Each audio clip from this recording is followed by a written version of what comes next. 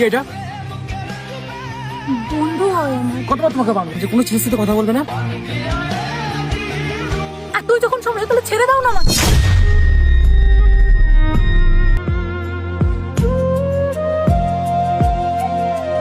কি হয়েছে তোমাদের?